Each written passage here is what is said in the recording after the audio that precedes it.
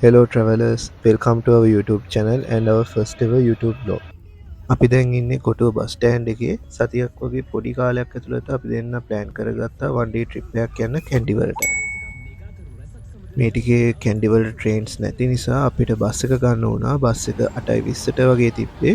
අපිට පැය 3ක වගේ කාලයක් ගියා කැන්ඩි වලට යන්න.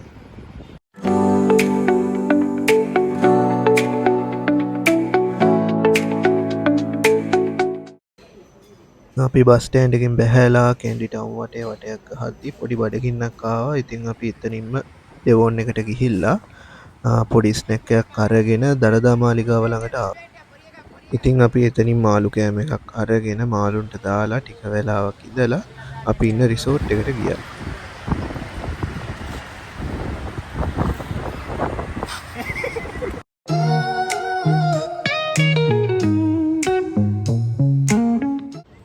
අපි පාරත් වරද්දගෙන ඉතින් අපි බුක් කරපු රිසෝට් එකට ආවා. අපි බුක් කරේ හන්තාන රෝඩ් එකේ තියෙන මවුන්ට් පැලස් රිසෝට් එක.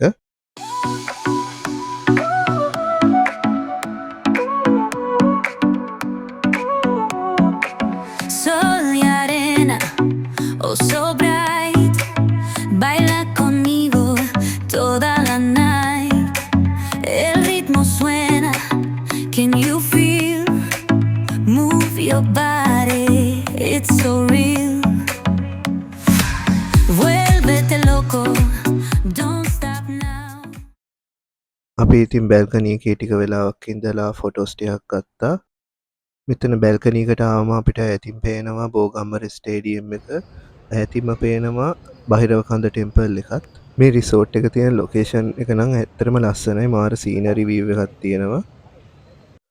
රිසෝට් එකේ ඉඳන් දැන් අපි මේ දළදා මාලිගාවට යන්න හදන්නේ. අපි දළදා මාලිගාවට එද්දි නම් දවල් 2 විතර වුණා. අපි ගියේ සිකුරාදා දවසක නිසා එදා වැඩිය සෙනග හිටියෙත් නෑ.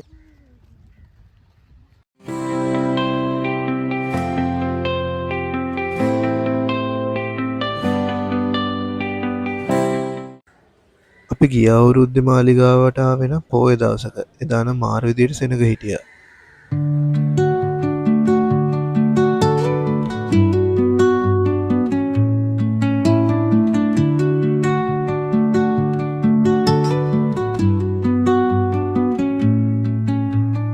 Under the boughs where the shadows play. මාලිගාවට වෙන හැමෝම වගේ මෙතනින් කකුල් හොදන් යනවා. හේතුවක් නම් දන්නේ නැහැ. ඉතින් අපිත් හේතුවා. හේතුව දන්න කෙනෙක් මේ වීඩියෝ එකට කමෙන්ට් එකක් දාගෙනම යන්න. දළදා මාලිගාව තවත් තැන් අපිට බලන්න තිබ්බත් අපි ගිය වෙලාවත් අනුව මේක වන් ඩේ ට්‍රිප් එකක් නිසා අපි වැඩි තැන් වලට ගියේ නැහැ. දළදා මාලිගාවට ගිය අපිත් රාජයතාව බලන්න මතක කරේ නැහැ.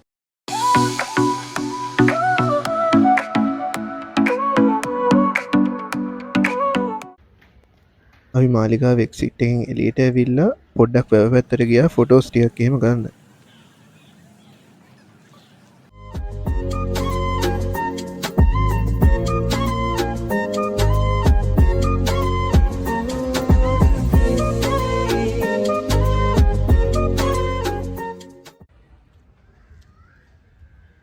ඉතින් අපි ඒ විදිහට මාලිගාවෙන් එළියට ඇවිල්ලා කොයින්ස් එක ගාවට ගිහින් එතනින් ටුක් එකක් දාගෙන කැන්ඩි විව් පොයින්ට් එකට ගියා.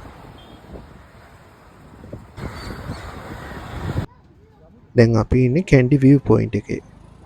මෙතන තියෙන විශේෂත්වය කියන්නේ මෙතෙන්ට අපිට කැන්ඩි ටවුන් එකම පේනවා.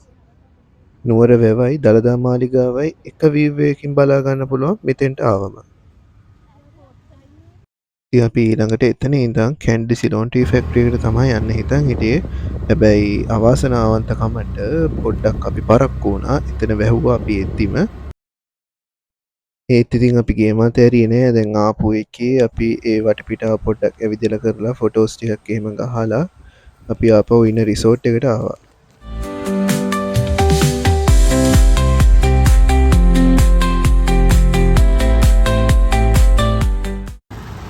අපි මේ තැන ගැන මුලින් දැනගෙන හිටියේ නෑ. ටික්ටොක් එකකින් තමයි දැනගත්තේ. ෆැබ් සිලෝන් එක ගැන දැනගෙන හිටියට කැෆේ නුවර ගැන දැනගෙන හිටියේ නෑ මුලින්. මේක අලුතෙන් ඕපන් කරපු රෙස්ටෝරන්ට් එකක්. ඉතින් අපි කැෆේ නුවරට ආවා රෑට කන්න කියලා හිතාගෙන. මෙතන තියෙන වයිබ් එක ගැන කිව්වොත් ඕල්ඩ් ශ්‍රී ලංකන් ඒස්තටික් වයිබ් එකක් තමයි තියෙන්නේ.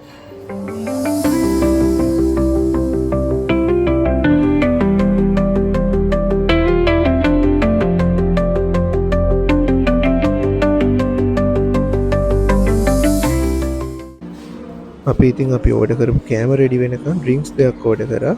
මම නම් ඕඩර් කරේ පැෂන් මොහිටෝ එක. කසුන් ඕඩර් කරේ ස්කයි බ්ලූ මොහිටෝ එක. අපි ඕඩර් කරපු කෑම ටික නම් ටේබල් එකට ආවා. දැන් තියෙන්නේ ඉතින් කාගෙන යන්න. මම නම් ඕඩර් කරේ චිකන් බිරියානි එක. කසුන් ඕඩර් කරේ චිකන් නූඩල්ස් එක. ඉතින් අපි එතනින් කාලා එළියට බැහැලා KCC එකට යනවා කියලා හිතාගත්තා. දැන් නම් ඇත්තටම සීතලයි ඉන්න බෑ. ක්වීන්ස් එක ඇතුලේ දැකලා නැති කට්ටිය මෙන්න බලා ගන්න. KCC එකට යන අතරමඟ අපි පොඩ්ඩක් වැව ගාවටත් ගියා. ඇත්තටම ලස්සනයි රෑට නම් කැන්ඩි.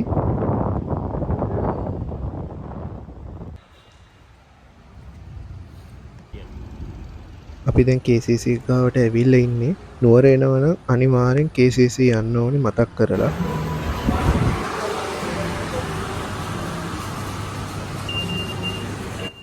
මේ තියෙන ෂොප් එකට අනිවාර්යෙන් එන්න. ස්ලෂීස් තියෙන්නේ ෆ්‍රෙෂ් විදියට ගන්න පුළුවන් හැමෝටම. KCC එනවනම් අනිවාර්යෙන්ම එන්න ඕන තැනක් තමයි VR Game Zone කියන්නේ. ඊට පහුවදා ඉතින් අපි බ්‍රෙක්ෆාස්ට් එකත් අරගෙන ගෙදර යන තමයි රෙඩි වෙන්නේ. මෙන්න මේ විදියට අපි කැන්ඩි කමකට සමුදුන්නා. කැන්ඩි වල තව ලස්සන තැන් බලන්න තිබ්බත් අපිට තිබ්බ සීමිත කාලෙත් එක්ක මෙන්න මේ තැන් ටික තමයි අපිට යන්න පුළුවන් උනේ. මේ වගේ වීඩියෝස් බලන්න කැමති ඔයාලා අපේ channel එක subscribe කරලා තියාගන්න. මේ වීඩියෝ එකට like එකක් comment එකක් දාන්න අමතක කරන්න එපා. ඊළඟ වීඩියෝ එකෙන් හමු වෙනකම් goodbye travelers.